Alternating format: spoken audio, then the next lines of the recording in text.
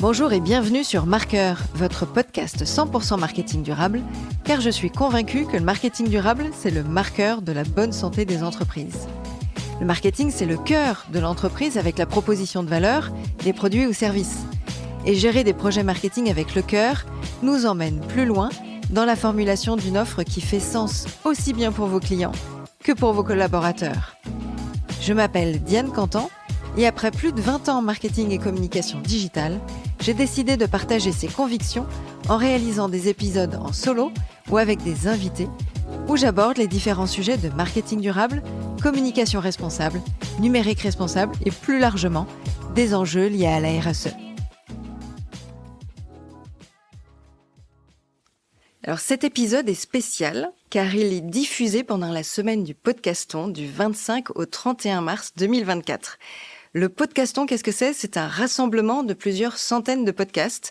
En 2023, lors de la première édition, plus de 300 podcasteurs et podcasteuses ont mis en ligne un épisode hors série consacré à une association de leur choix. Et quel est l'objectif ? Eh bien, faire la promotion de l'engagement du monde associatif via les podcasts. Et cette année, en 2024, on a près de 400 podcasteurs qui se sont mobilisés pour des causes diverses et variées, comme moi. Alors évidemment, mon podcast a été lancé après cette première édition en 2024, mais sinon je sais que j'aurais déjà donné rendez-vous sur cette première édition.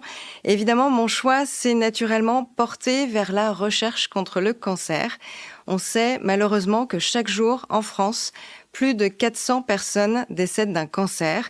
C'est la première cause de décès par maladie chez l'adulte et l'enfant dans notre pays. Et ceux qui sont proches de moi savent que j'ai perdu ma maman il y a exactement quasi pile poil 3 ans à la suite d'un cancer du sein.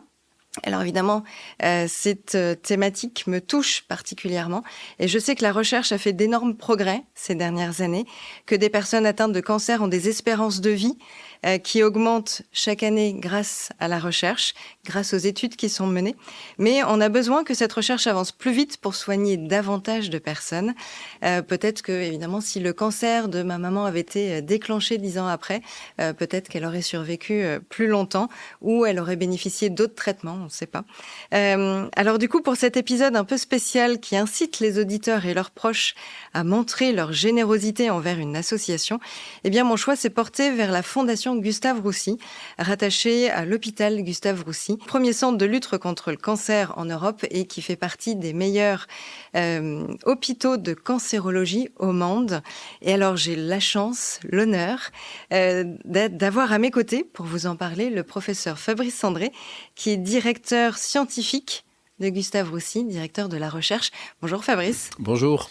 Alors, est-ce que, dans un premier temps, pour ceux qui ne vous connaissent pas, vous pourriez un peu présenter votre parcours et ce qui fait que vous êtes là aujourd'hui ? Bonjour à tous et à toutes. Donc moi, je suis le directeur de la recherche, ou directeur scientifique de l'Institut Gustave Roussy. Donc je suis médecin cancérologue et par ailleurs, je suis professeur à l'université de Paris-Saclay. Donc j'ai fait la faculté de médecine pour apprendre mon métier de médecin. J'étais à Grenoble à l'époque. Puis ensuite, c'est un parcours assez classique. J'ai fait donc l'internat en oncologie médicale, donc pour apprendre à pratiquer la cancérologie. Et en même temps que l'internat, donc j'ai fait des études j'ai appris à faire de la recherche, c'est-à-dire que j'ai fait une thèse de sciences en biotechnologie. Et ensuite, je suis allé un petit peu aux États-Unis pour un petit peu me perfectionner, puis pour aller trouver des choses qui étaient nouvelles là-bas, avant de revenir et puis de faire mon laboratoire. Les États-Unis étaient en avance à l'époque versus la France ou pas ? Les États-Unis sont toujours un tout petit peu en avance. Même encore aujourd'hui, c'est ça ? Forcé de constater qu'ils sont quand même toujours un tout petit peu en avance, voilà. Donc, notamment sur les biotechnologies, les technologies. Donc, j'étais allé récupérer des nouvelles technologies là-bas qu'on a ramenées ici, et puis après, qui nous ont permis de faire une bonne décennie de recherche sur ce sujet-là. Et au sein de Gustave Roussy, donc au sein de l'hôpital, quel est votre métier, votre rôle au quotidien ? C'est quoi la journée type ? Alors, j'ai plusieurs métiers. Mais qui en fait sont les mêmes. Mon premier métier de base, je suis cancérologue, c'est-à-dire que je vois des malades. Donc ça, c'est le cœur du métier. Donc je vois les patients le mercredi. Ensuite, j'ai mon équipe de recherche à moi qui travaille sur les descriptions moléculaires des cancers du sein. Et donc ça c'est à peu près une demi-journée par semaine, puisque maintenant il y a une bonne équipe, des bons chercheurs, donc ils sont relativement autonomes. Ensuite, donc le travail de direction de la recherche de Gustave Roussy, ça me prend une grande partie de la semaine. Ça consiste, on ira, je pense, plus loin ensuite dans la discussion, premièrement, à définir c'est quoi les priorités scientifiques, et deuxièmement, à suivre les programmes, vérifier que ça se passe bien. Et troisièmement, un élément très important pour nous, c'est à structurer et faire grossir ce qu'on appelle les structures, les infrastructures. Voilà. Et ensuite, j'ai également quelques petits rôles par ailleurs, mais qui quand même prennent un petit peu de temps. Donc je suis en fait le président, qu'on appelle président élect d'une société savante. Société savante, c'est des sociétés qui regroupent, en l'occurrence ici, l'ESMO, 35 000 membres. Et donc, il faut faire de l'éducation, mettre en place des cours, des conférences, des recommandations pour tous ses collègues. Et puis après, donner envie aussi à des plus jeunes de rejoindre l'aventure, c'est un peu ça, non ? Voilà, alors ça fait partie intégrante Alors, la partie clinique, un petit peu moins, encore qu'on a des jeunes collègues qui sont souvent avec nous. Mais effectivement, pour tous les autres activités, c'est-à-dire l'équipe de recherche, la direction de la recherche, la présence de l'ESMO, évidemment, une des missions importantes, c'est d'essayer de générer des vocations. Et une fois qu'elles sont générées, être sûr que les jeunes arrivent à grossir, à faire leurs propres projets et à s'épanouir. Donc ça, vous avez raison. J'ai presque tendance à dire, c'est le nerf de la guerre. Souvent, les gens pensent que c'est l'argent. Le nerf de la guerre, c'est pas vrai. Le nerf de la guerre, c'est est-ce qu'on a un terreau de talents, si vous voulez, jeunes qui sont intéressés par faire ce qu'on fait et qui sont prêts à faire bouger. Exactement. Alors justement, quels sont les enjeux aujourd'hui de la recherche contre le cancer ? C'est quoi les chiffres clés ? Je l'ai cité dans mon intro, 400 décès. Quels sont quelques chiffres clés ? Donc je pense que vous l'avez bien dit. Je vais vous paraphraser. Donc il y a 150 000 décès par an en France, environ 400 000 nouveaux cas de cancer.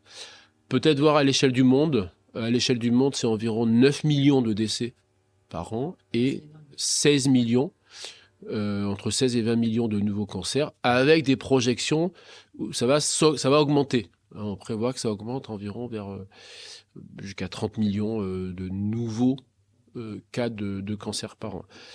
Les enjeux, donc évidemment, dans ce contexte-là, l'enjeu principal, c'est de réduire la mortalité. Je ne dis pas que les autres sont pas prioritaires, mais l'enjeu principal, c'est la réduction de mortalité. Et ça, on verra, je pense, par la suite de la discussion, comment on va y arriver. Et ensuite, le deuxième enjeu, qui est de plus en plus important, puisque vous l'avez dit au début, on guérit de plus en plus du cancer, c'est de dire, quand un patient ou une patiente est guéri, est-ce que l'après-traitement et l'après-cancer permet d'avoir une vie normale, ou est-ce qu'il reste des séquelles ? Et après, il y a un autre enjeu qui apparaît de plus en plus, c'est comment on réduit, si vous voulez, l'empreinte et la charge du cancer au niveau de la société. Donc ça, c'est quelque chose qui est important. Les traitements du cancer sont très très longs, mobilisent énormément de ressources. Souvent, dans l'après-cancer, les patients, malheureusement, ne peuvent plus avoir une vie normale. Donc, quand même, la charge sociétale du cancer est assez importante. Donc, de plus en plus, il y a un enjeu qui est d'essayer de dire, chez les patients et les patientes qui ont un cancer, ce qu'on appelle de bon pronostic, comment vraiment réduire de façon drastique la durée des traitements et globalement tous les traitements qu'on donne aux patients. Après, il y a aussi un enjeu de prévention, c'est-à-dire d'anticiper ou de dépistage. Vous avez complètement raison, mais pour moi, la prévention, c'est un moyen Ouais, c'est un moyen pour réduire la mortalité, réduire les séquelles.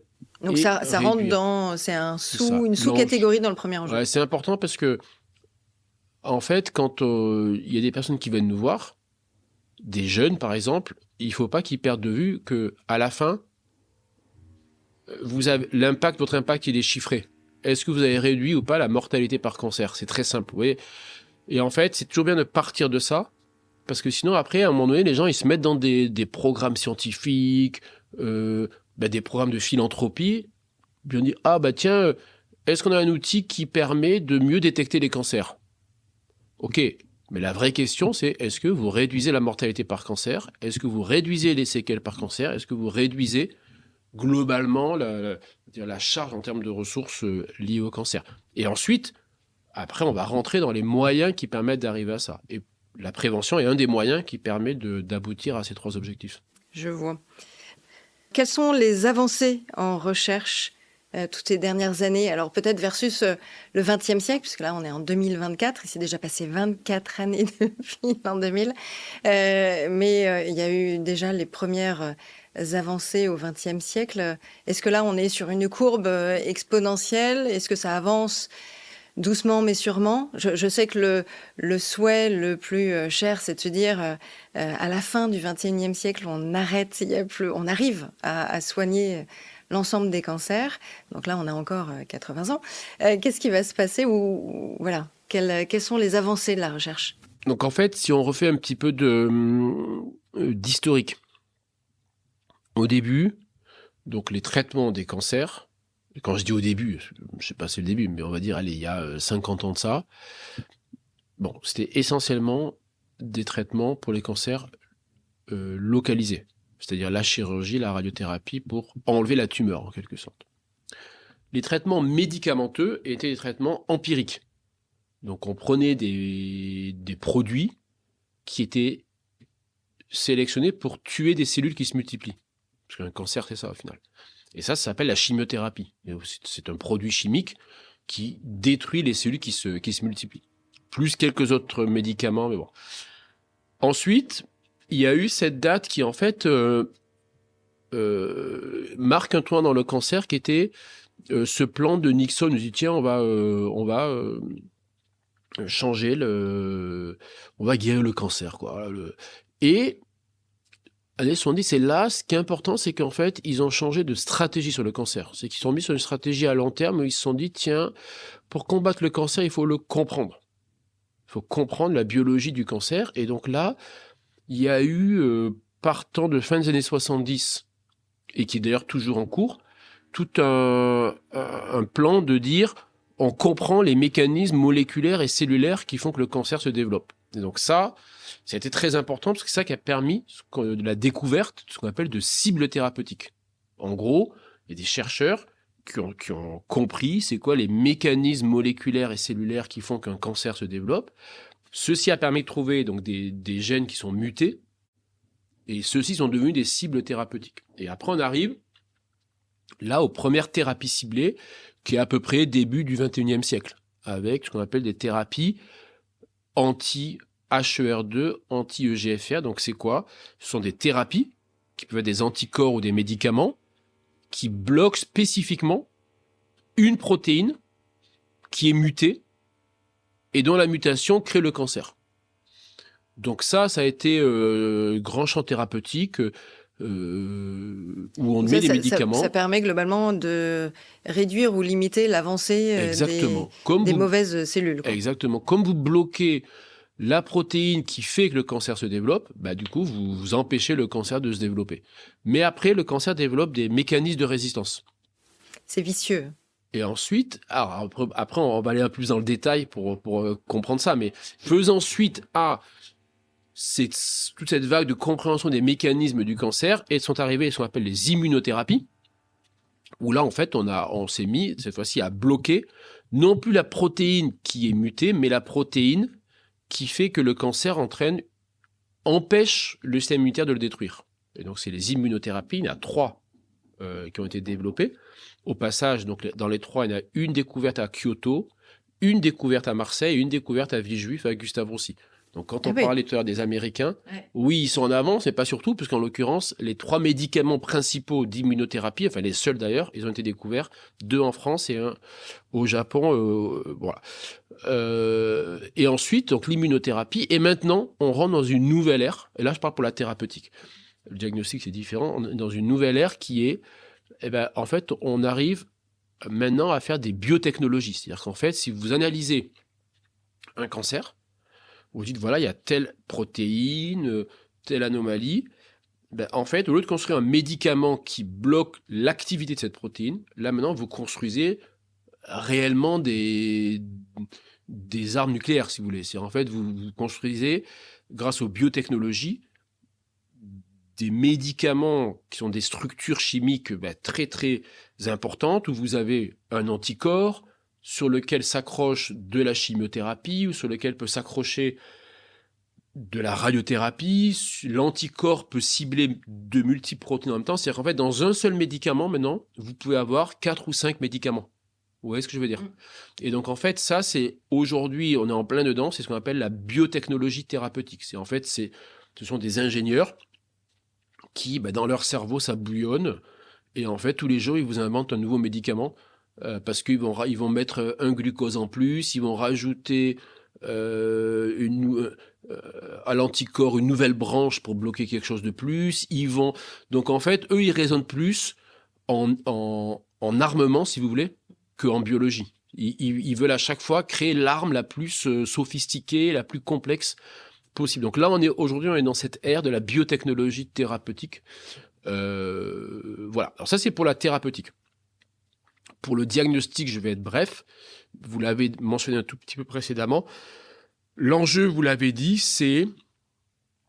plutôt le moyen, parce que, c'est de réduire le nombre de cancers au stade avancé. Pourquoi les patients meurent du cancer ? Parce que le cancer est détecté au stade avancé.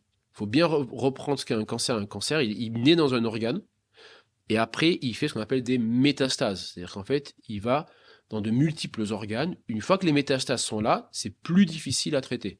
C'est ce qui s'est passé avec ma maman. Ça a démarré au cancer du sein. Il y a eu la phase de Covid. Elle n'est pas allée voir son spécialiste sur le premier semestre. Elle est allée le voir l'été. Et du coup, ça s'était généralisé sur plusieurs organes. Donc exactement. Et donc, quand c'est généralisé, c'est plus dur à traiter. Pas tellement parce que les médicaments sont différents, mais c'est parce que le cancer a fait beaucoup plus de cellules. Et comme il y a beaucoup plus de cellules, la probabilité qu'il y en ait une qui soit résistante est plus importante. Vous voyez ce que je veux dire ? Et donc du coup, ce qui est très important pour réduire la mortalité par cancer, c'est de les détecter précocement. Et donc là, il y a toute une nouvelle champ grâce aux biotechnologies diagnostiques, qui est de dire créer des tests qui permettent de détecter précocement le cancer.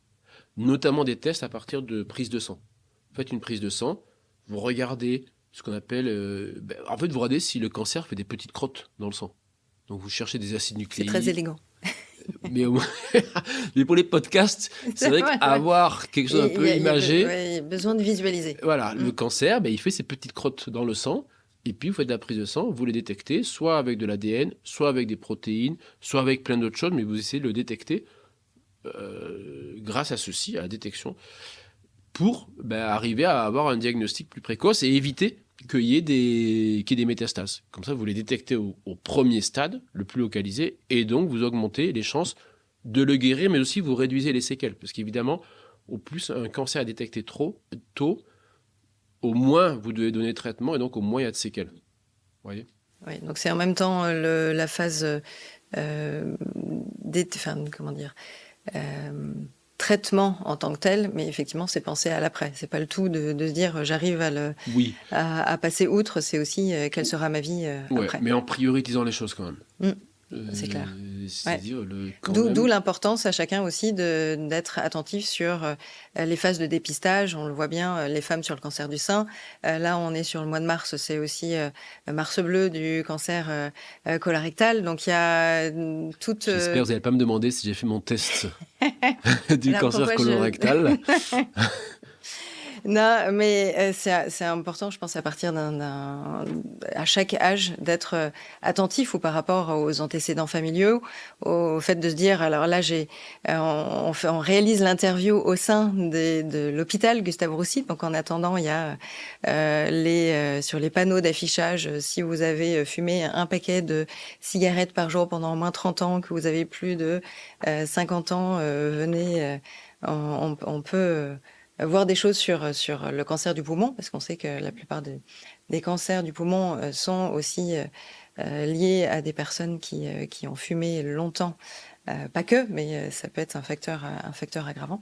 Donc c'est aussi important à ce Donc niveau-là. là, en fait, il faut bien comprendre la distinction entre deux choses que je pense intéressantes pour vos auditeurs. Le premier, ce qu'on appelle un facteur de risque. C'est-à-dire, voilà, si vous avez beaucoup fumé, si vous avez fumé tout court, si vous avez bu de l'alcool, si vous avez certaines pratiques sexuelles, si vous avez été au soleil, etc., si vous avez des membres dans votre famille, alors le risque de cancer est augmenté par rapport à la population générale. À côté de ça, il y a la prévention, qui est de dire, donc du coup, il faut supprimer les facteurs de risque, donc il ne faut plus fumer, etc. Les vaccins chez les adolescents pour le HPV, limiter l'exposition au soleil, il y a toute une liste de réduction de l'exposition donc au risque de cancer. Et ensuite, il y a ce qu'on appelle quelque chose qui est très différent, qui est la détection précoce du cancer, ce que vous appelez donc ce qu'on appelle le dépistage.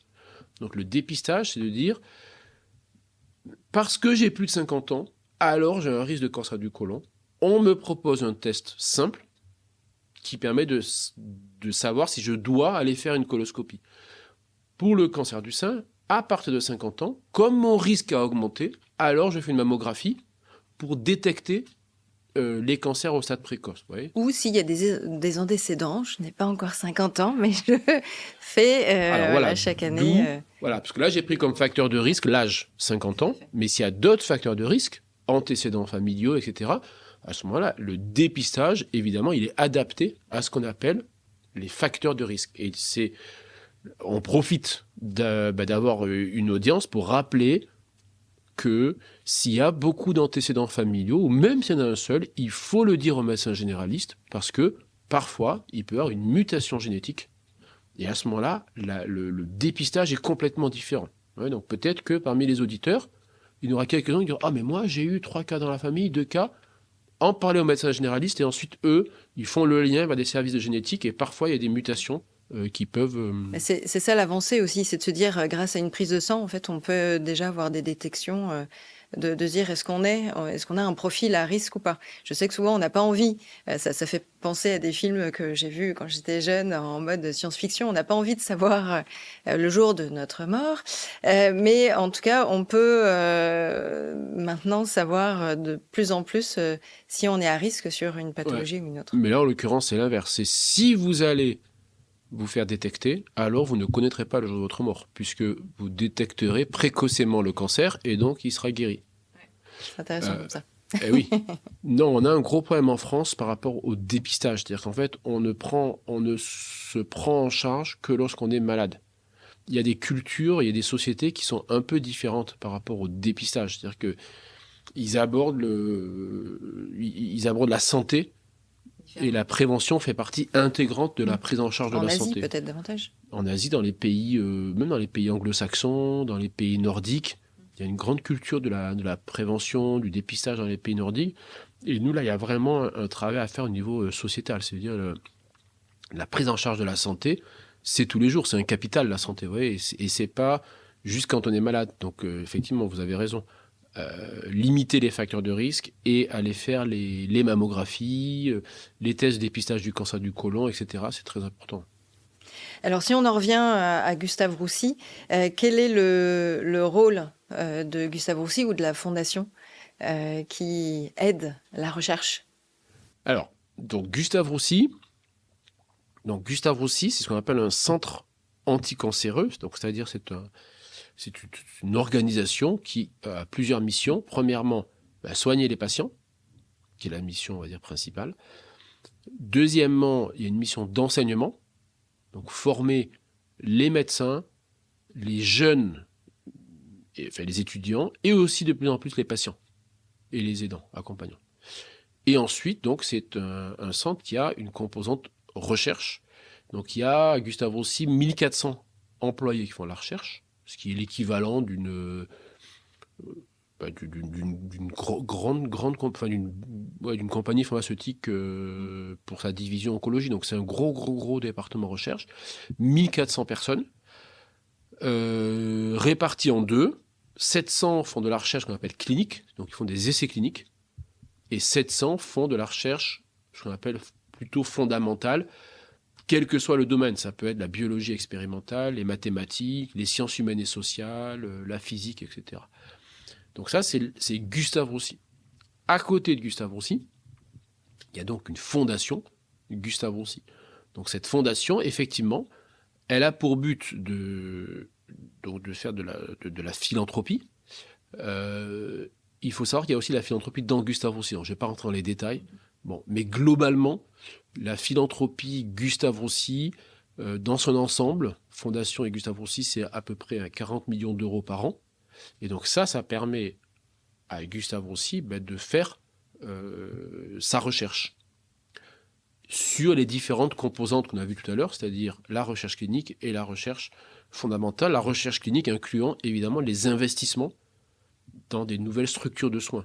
Si vous avez besoin d'une nouvelle caméra de médecine nucléaire pour mettre en place ces nouvelles thérapies qu'on parlait tout à l'heure, ces anticorps avec la radiothérapie, hop, grâce à la philanthropie, vous allez pouvoir récupérer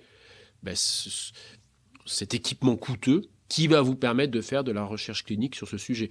Les robots chirurgicaux, c'est la même chose. Si vous voulez avoir de nouveaux robots pour la chirurgie, pour faire de nouvelles techniques chirurgicales, grâce à la philanthropie, vous pouvez acquérir ceci et donc proposer aux patients ce qu'on appelle des soins innovants dans le cadre de la recherche clinique, c'est-à-dire de l'évaluation de cette innovation thérapeutique. Donc, ce qui fait qu'il y a pas mal de patients chaque année aussi qui bénéficient de ces essais cliniques et ça leur donne une chance de survie supplémentaire ou en tout cas de tester des nouveaux traitements, de voir comment... ils font partie intégrante de cette recherche finalement. Wow, vous avez raison. Donc chaque année, à Gustave Roussy, il y a plus de 5000 patients ou patientes qui rentrent dans une étude clinique. Donc c'est beaucoup. Ouais. Maintenant, après, donc la recherche clinique, il y a plusieurs types de recherche clinique, mais globalement, la grande majorité des études cliniques évaluent, comme vous l'avez dit, si un nouveau traitement, qu'il soit chirurgical, radiothérapie, médicamenteux, peu importe, améliore le devenir du patient. Après, on sait, grâce à certaines études, que le fait de participer à des études cliniques indirectement augmente, améliore la prise en charge. Après, par contre, il n'y a pas d'obligation dans les études cliniques d'améliorer la prise en charge, puisque ça reste quand même des études qui évaluent l'innovation. Donc parfois, l'innovation a permis d'améliorer les choses. Parfois, il s'avère que ce n'est pas le cas. Mais vous avez raison, ça permet aux patients d'accéder à des soins qu'on appelle innovants. Et donc ça, c'est en grande partie grâce à la philanthropie, mais aussi quand même grâce à des financements qu'on a de l'État ou des financements qu'on récupère sur ce qu'on appelle des appels à candidature à l'extérieur de Gustave Roussy. C'est bien le but aussi de cet épisode un peu spécial, c'est aussi de pouvoir inciter les auditeurs à réaliser des dons auprès de Gustave Roussy. Alors, quels sont les obstacles? Est-ce qu'il y a des freins, des difficultés qui sont rencontrées par les équipes de la recherche? Bon, d'abord, il faut dire que nous, on est plutôt privilégiés par rapport évidemment à d'autres métiers, puisque le cancer étant une maladie, on le sait tous, très grave, il y a quand même des moyens associés au cancer. Et puis, grâce à la générosité du public, on peut quand même avoir des financements qui permettent de mettre en place des programmes scientifiques. Donc après, peut-être aussi revoir comment ça fonctionne. On a un tout petit peu discuté, mais donc nous, les enjeux et les grands sujets, c'est quoi? C'est premièrement bâtir des infrastructures modernes. C'est très important. Donc là, on est en train de construire un nouveau bâtiment de recherche qui sera un des plus grands en Europe sur la recherche sur le cancer, 33 000 mètres carrés. Ici aussi à Villejuif. Ici, donc juste à côté, derrière le. C'est vrai que toute la zone là est assez hôpital. impressionnante. Hein. Voilà, donc là, il n'est pas encore, il est derrière, 32 000 mètres carrés. Donc ça, ce sera un nouveau bâtiment de recherche qui va répondre à plusieurs besoins, qui est de dire, on veut regrouper tous les chercheurs, toutes les disciplines dans un même bâtiment pour qu'ils soient ensemble, pour favoriser ce qu'on appelle la multidisciplinarité. L'esprit collectif en même temps. Exactement. Et par ailleurs, on sait aussi que pour attirer des nouveaux talents, vous avez besoin qu'ils travaillent dans de bonnes conditions. C'est logique. Donc du coup, le deuxième élément pilier très important, c'est, on a parlé un tout petit peu précédemment, attirer les meilleurs jeunes sur le site et sur la recherche sur le cancer. Évidemment, d'autres vont dire, non, attends, nous on le veut pour notre discipline. Bon, mais ça, c'est un enjeu très important. Et après, ces jeunes, ils se forment et après, ils auront leur propre projet. Et puis, c'est ce propre projet qui fait que peut-être il y aura ce qu'on appelle une recherche de rupture, si vous voulez, qui apportera une grande découverte, etc. etc. Donc ça, pour nous, la formation des jeunes et leur mentoring, on appelle ça, les Américains appellent ça mentoring, ça c'est très important, c'est vraiment le nerf de la guerre, hein. C'est quelque chose qui est très très important. Générer des vocations, les entretenir, voilà. Donc ça, c'est quelque chose. Et ensuite, il y a évidemment la levée d'argent au sens large, puisque évidemment ces jeunes, ou moins jeunes d'ailleurs, ils ont besoin de financement. Le bâtiment a besoin de financement, évidemment. Et après, il y a tout un ensemble d'autres choses qui sont très importants. Le premier, c'est d'avoir une vision médico-scientifique.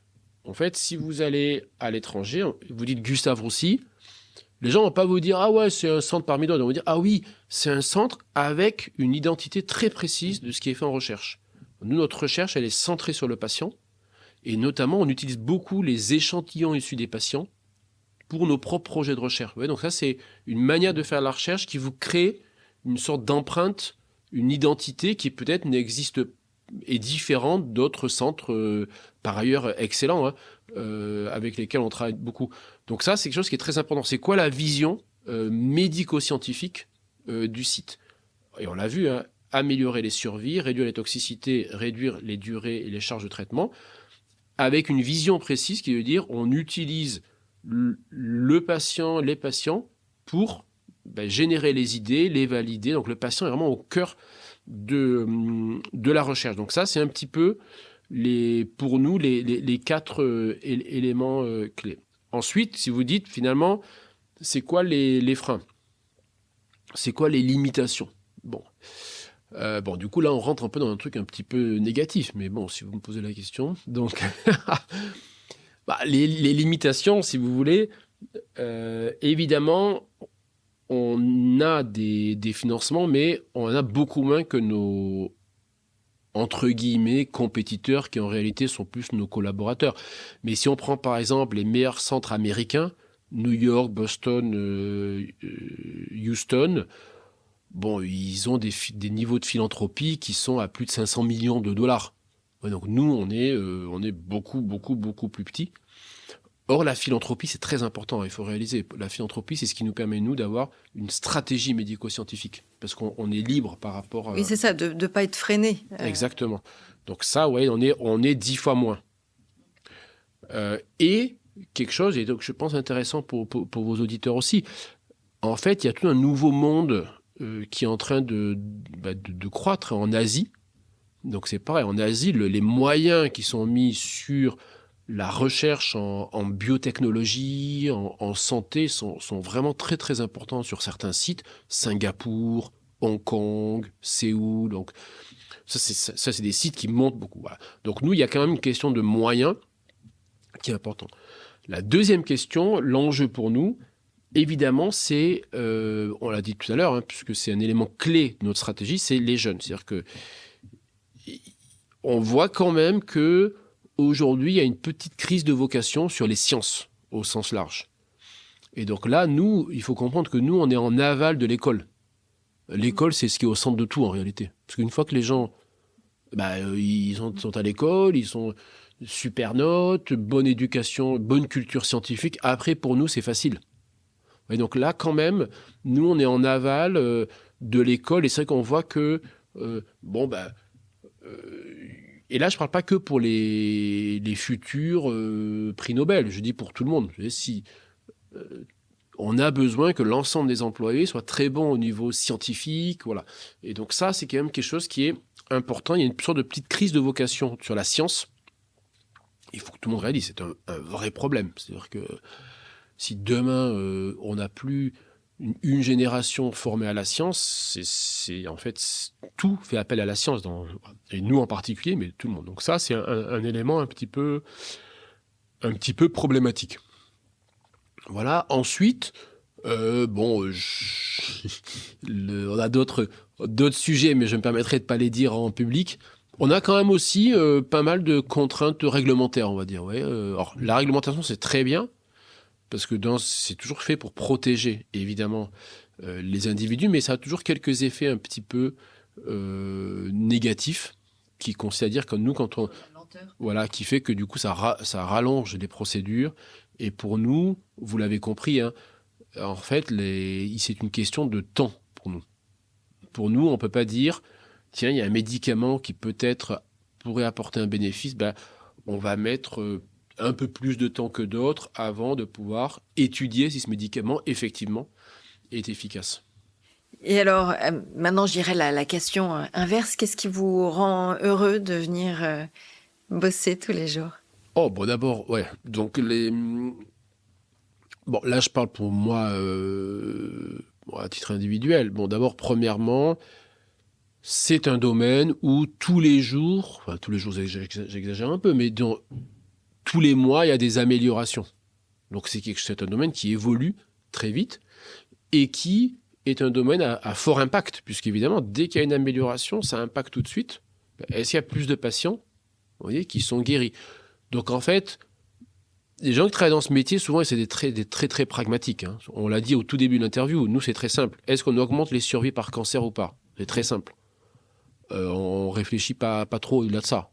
Et c'est vrai que tous les mois, il y a des choses nouvelles, il y a des améliorations. En plus, comme on est sur un campus où il y a énormément de gens qui sont excellents, nous, tous les mois, en plus, on contribue à ça, si vous voulez. Vous voyez, c'est pas juste où on dit « Ah, tiens, on est spectateur d'un truc qui se passe à côté. » Non, c'est vraiment le côté acteur. Voilà, on est dedans, si vous voulez, on est dans le cœur du réacteur. Et on voit tous les mois, là, par exemple, ce mois-ci, il y avait nos collègues endocrinologues qui viennent de rapporter une étude montrant qu'avec un médicament, ils améliorent le contrôle d'une maladie rare. Vous voyez, mais, ouais, donc, et là, c'était il y a 15 jours. Et nous, on a effectivement sur le site constamment des bonnes nouvelles.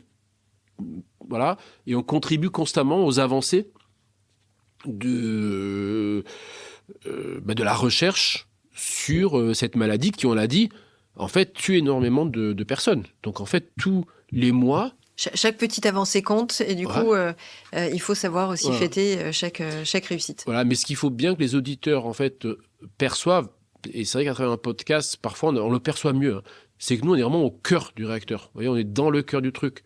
Et donc, en fait, à chaque fois qu'il y a une avancée, allez, dans la grande majorité des cas, vous avez Gustave Roussy quelque part. Soit parce qu'on a participé à l'étude clinique, soit parce qu'on l'a nous-mêmes monté, soit parce que c'est des chercheurs d'ici qui ont fait la découverte, etc. Donc, en fait, et ça génère quand même, vous voyez, une émulation. Alors, en plus, c'est vrai que c'est un site particulier, parce que c'est un site, beaucoup de gens ont été formés ensemble, donc c'est un peu une sorte de famille, si vous voulez. Une grande famille. Une grande famille, le grande famille, parce qu'il y a 4000 employés, donc voilà. Mais les gens se connaissent tous. Donc ça, quand même, c'est quelque chose qui est très bien. Et je pense que comme c'est un site où il y a une maladie grave, si vous voulez, les gens sont plutôt sympathiques. Vous allez dans l'ascenseur, on vous dit bonjour. Alors vous allez dire, mais c'est normal. Non, c'est pas partout. Donc il y a quand même une atmosphère générale qui fait que c'est un endroit particulier quand même. Surtout que c'est pas forcément évident. L'humain est quand même assez touché quand on est face aux patients où il y a des histoires de famille pas faciles. Non, voilà. Bon, après, il y a différentes... Bon, après, on rentre dans une autre question, si vous voulez, qui est comment les médecins arrivent à travailler sur cette question de à la fois pouvoir être empathique, mais en même temps ne pas rentrer chez eux et ramener tous les problèmes à la famille. Donc là, il y a des techniques pour ça, pour éviter justement de trop se mettre dans les histoires des patients, parce que sinon, les pauvres médecins, ils seraient tous... d'abord, ils ne feraient pas ce métier. Voilà. Donc, mais ça, c'est vrai que c'est une question qui est importante, mais qui est un petit peu à côté. Mais le fait que, vous avez raison, que l'ensemble du personnel soit dédié son temps à une maladie grave, fait que du coup, il y a une sorte en fait d'atmosphère plutôt humaine à l'intérieur. Voilà, voilà. Alors justement, comment est-ce qu'on peut aider Gustave Roussy? Comment on peut contribuer et donner? Alors, par rapport à ce qu'on a dit précédemment, donc, on a bien vu que c'était quoi les composantes, si vous voulez, de la recherche et les composantes du succès. Infrastructure, talent, financement, vision médico-scientifique. En gros, c'est les 4 composantes. Donc, évidemment, nous, à travers la philanthropie, c'est très important. On l'a vu précédemment. C'est ce qui nous permet d'avoir une stratégie médico-scientifique. C'est ce qui nous permet de faire des programmes. C'est ce qui nous permet de faire bénéficier aux patients d'innovation thérapeutique, et pas qu'aux patients de Gustave Roussy. On fait des études cliniques où c'est l'ensemble des patients dans différents centres qui bénéficient des avancées. Donc, c'est pas que Gustave Roussy, ça peut être national. Voilà. Donc, c'est sûr que faire un don à la philanthropie, c'est le moyen le plus simple d'aider. Et j'insiste, en fait, chaque don est important. Parce qu'en fait, quelqu'un qui va donner, même pas beaucoup, du coup, il va être engagé. Il va recevoir des newsletters, il va apprendre, etc. Peut-être si c'est une personne d'un certain âge, peut-être que le petit-fils ou la petite-fille, un jour, hop, sur la table du salon, verra une newsletter, l'ouvrira, ah putain, ça m'intéresse, hop, je vais faire des études de médecine, et peut-être cette personne-là, c'est la future prix Nobel de médecine, vous voyez. Donc en fait, c'est pas... Il y a créé des vocations, il y a voilà, et donc on rentre financier, au deuxième volet financier, vocation. Pour nous, un talent, ça n'a pas de prix, si vous voulez. Il faut bien comprendre ça, c'est qu'en fait, un talent... ça n'a pas d'équivalent en don. C'est un truc qui... Ronaldo, Messi, ils n'ont pas de prix en réalité. Vous voyez, je veux dire.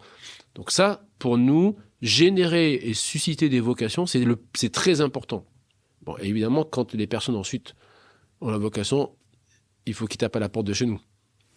Ou d'autres. Mais moi, je suis directeur scientifique de Gustave Roussy, donc je fais un peu la pub ma paroisse. Mais bon, évidemment, ils peuvent taper à la porte d'autres organisations, c'est très bien aussi. Mais donc, ce que je veux dire, c'est que parfois, les personnes disent « oui, l'argent, c'est important », mais il faut bien comprendre que susciter des vocations, c'est très important. Je suis désolé de dire ça, mais quelqu'un qui est excellentissime au baccalauréat, machin, qui est intéressé par la science, entre guillemets, excusez-moi l'expression, c'est un peu du gâchis s'ils font pas un métier qui rend service à l'ensemble de l'humanité. Vous voyez ce que je veux dire ? C'est très important à prendre ça en considération. Donc ça, le deuxième moyen, comment on peut aider, c'est ça. C'est de dire, ah tiens, ça m'intéresse, je m'intéresse aux choses, je vais faire un stage, je demande, voilà, est-ce qu'il n'y a pas une place pour moi, tout ça. Et surtout, tout le monde, vous voyez, les trajectoires de carrière, c'est pas que ceux qui ont pu faire des grandes écoles et tout. Moi là, j'ai une personne qui était technicien. Hop, il a fait des cours du soir. Maintenant, là, il passe sa thèse la semaine prochaine. Il va monter sa start-up dans les semaines qui arrivent. Ouais, donc c'est... Donc il y a plein de reconversions aussi possibles. Ah bien sûr. Quand on dit talent, en fait, c'est tout le monde. Ouais, je veux dire. C'est pas... Oui, parce que souvent, on pense première année de médecine et non. On sait que c'est compliqué et difficile. Il peut y avoir aussi d'autres phases à côté. Voilà, ça, c'est la beauté du monde dans lequel on vit. C'est qu'en réalité, parfois, les premières années de votre vie, peut-être que vous n'avez pas...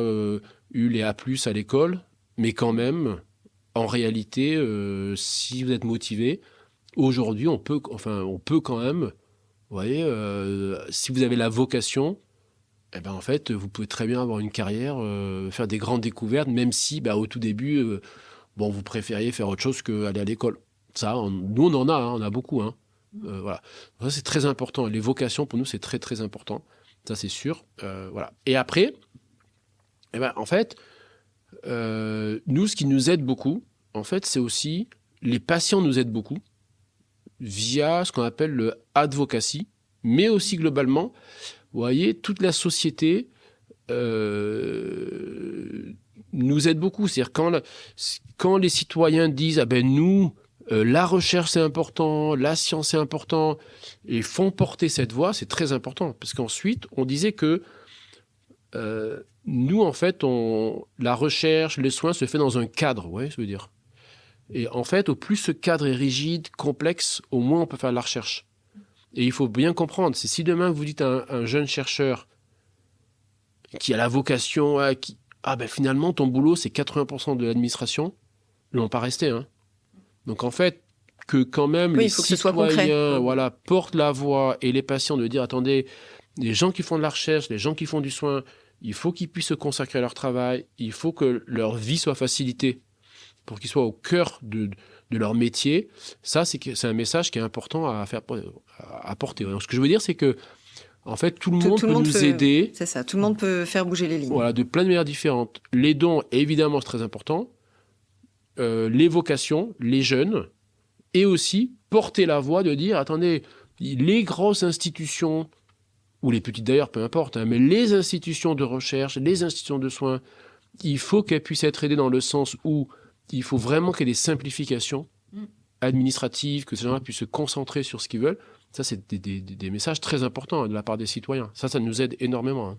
Ouais, les 3 volets. Alors, je vais revenir sur la partie volet financier parce que justement, avec le podcaston, en fait, sur le site web du podcaston, il y a une page qui est dédiée à mon podcast Marqueur sur lequel on peut faire le don directement. Et du coup, ce qui nous permet de voir ensuite les sommes qui ont été récoltées. Donc, c'est un don financier qui va être, lui, déductible. Hein. Ça peut être aussi un don sous la forme d'une publicité solidaire. Par exemple, lorsque la pub est visionnée, on peut aussi dire que le don est généré pour financer les missions. Ça peut être également organiser des événements de collecte au sein de vos entreprises et de pouvoir mettre en place un challenge sportif. On sait qu'il y a plein de courses solidaires ou des galas caritatifs, donc ça peut être l'occasion de mettre en place des choses. Il y a d'autres entreprises qui mettent aussi en place des arrondis sur salaire.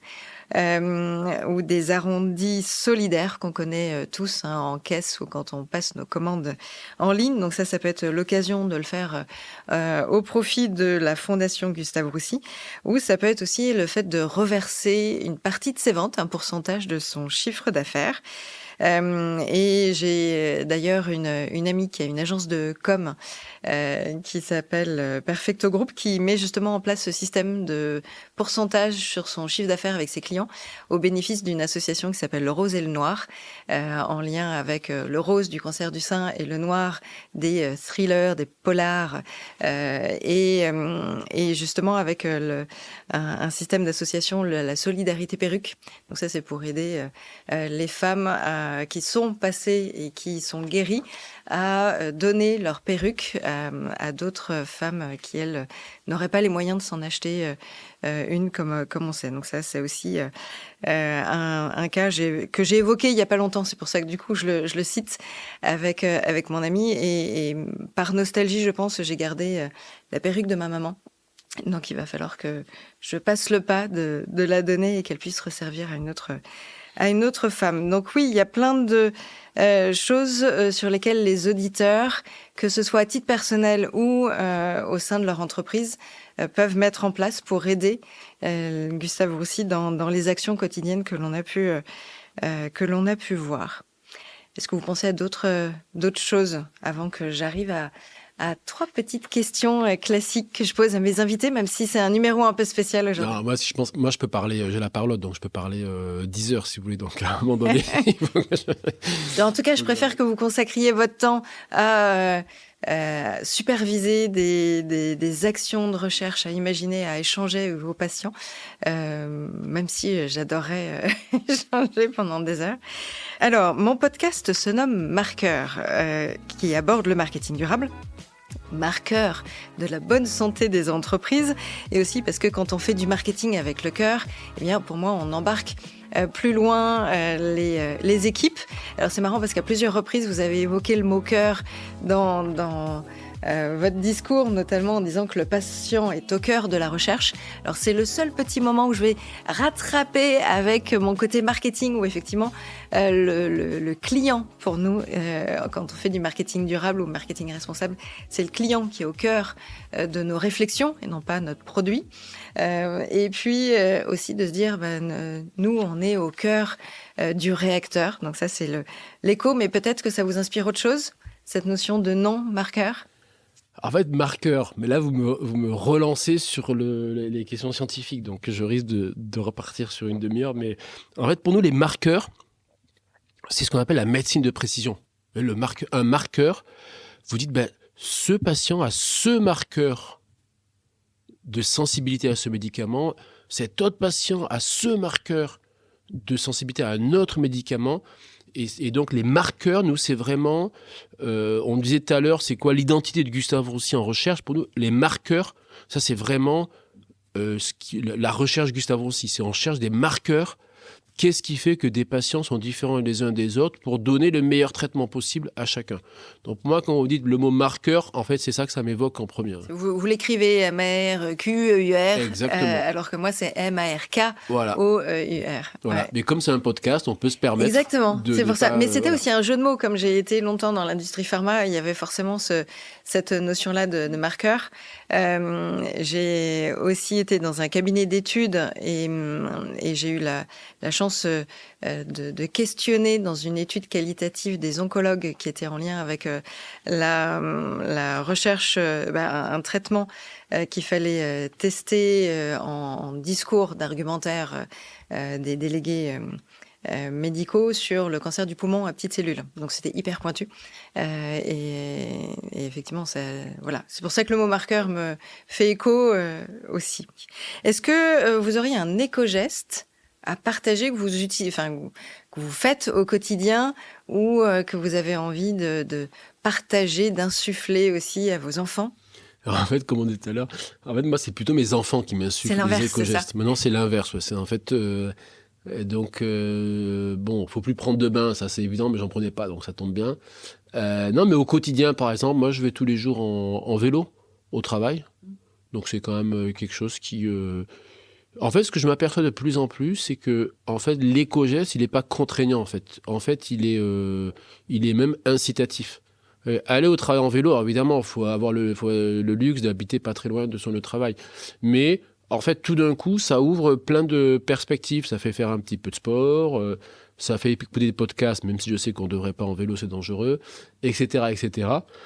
Ça fait être un petit peu dehors. Donc en fait, moi, ce que je découvre avec ces éco-gestes, c'est qu'en réalité, ils ne sont pas du tout contraignants. Ça nous fait redécouvrir qu'en réalité, les choses simples, ça permet aussi de s'épanouir. Mais pour revenir à votre question, c'est plus mes enfants qui m'enseignent des éco-gestes que l'inverse. Alors, ils donnent quoi comme exemple? Là, celui-là ou d'autres ou... Celui-là, il faut trier, attention, pas consommer trop d'eau, tout, à peu près.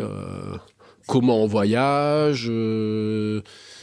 Donc si, c'est beaucoup de... c'est tous les gestes que tout le monde connaît, on fait rien d'original. Oui, mais sauf que si tout le monde les applique petit à petit, eh bien on est plus attentif à la planète. Exactement. Mais là encore, je pense dans comment on explique ceci, je pense qu'il faut qu'on arrête de faire penser que c'est contraignant. Je pense qu'au contraire, c'est épanouissant en fait. Parce qu'on fait des choses que finalement, en fait, on s'aperçoit qu'on n'avait pas l'habitude de faire, alors qu'en réalité... les fruits, les légumes, les produits à manger, en fait, il n'y a pas de raison de ne pas les prendre à la ferme à côté. Ouais. Donc, en fait, c'est... bon. Là encore... Et puis ça aussi, là, c'est un point positif pour la santé. Là, pour le coup, c'est carrément très, très positif. Après, attention, évidemment, beaucoup de tous ces gestes, malheureusement, aujourd'hui, ils ont un coût qui est plus important que on va dire, ce qu'on faisait dans le passé. Donc là, il y a quand même une question aussi de faisabilité. Mais c'est vrai qu'il y a plein de gestes simples, économes, qui nous permettent, par exemple, la température dans la maison, par exemple. C'est des choses simples. Vous baissez 2 degrés la température, en fait, on vit pareil, quoi. Mais, donc, c'est ça. Avec un pull en plus. Exactement, avec un pull en plus, Mais on vit bien, quoi. Ouais. Ça marche. Et alors, à tout hasard, est-ce que vous pensez à un invité que je pourrais convier à un futur épisode de Marqueur ? Bon, moi, j'ai mon podcast. Enfin, j'écoute un seul podcast, comme je vous disais, c'est l'Afterfoot de RMC. Donc, peut-être inviter de ces personnes-là à votre podcast, de ces animateurs qui, à travers le foot, en fait, enseignent plein de choses importantes sur la vie, la gestion des organisations, le management, comment on met en place des stratégies efficaces, avec beaucoup d'analogies avec ce que nous, on fait ici en réalité. Ok, à tester, à voir. Bon, en tout cas, en résumé, donc si vous voulez, à titre personnel ou via votre entreprise, contribuer à guérir le cancer de l'adulte et de l'enfant du 21e siècle, un énorme challenge, un enjeu, allez sur le site web de Podcaston, recherchez mon podcast Marqueur, soyez généreux en dons. Vous vous associerez ainsi à ce fabuleux centre de lutte contre le cancer et ici, du coup, de Villejuif, Gustave Roussy, et vous permettrez de contribuer à l'émergence de projets médico-scientifiques à un impact fort et rapide pour les patients. Donc, merci beaucoup, Fabrice André. C'était un vrai plaisir d'échanger avec vous. J'ai appris plein de choses sur le côté scientifique, très pointu. Donc, je compte sur vous, chers auditeurs, pour être généreux sur cette semaine du Podcaston. Merci beaucoup et à très bientôt. Merci. Merci d'avoir écouté jusqu'au bout cet épisode. J'espère que mon invité ou mes invités vous ont inspiré et donné envie de passer à l'action. Alors n'hésitez pas à mettre 5 étoiles sur votre plateforme d'écoute favorite. Vous pouvez évidemment me laisser un message sur LinkedIn ou Instagram en m'indiquant les sujets que vous aimeriez que j'aborde et les invités que vous aimeriez entendre. J'ai besoin de vos likes et abonnements pour faire connaître mon podcast. Alors n'hésitez pas à en parler autour de vous et à partager sur les réseaux sociaux. Allez, je vous dis à très vite. Ciao.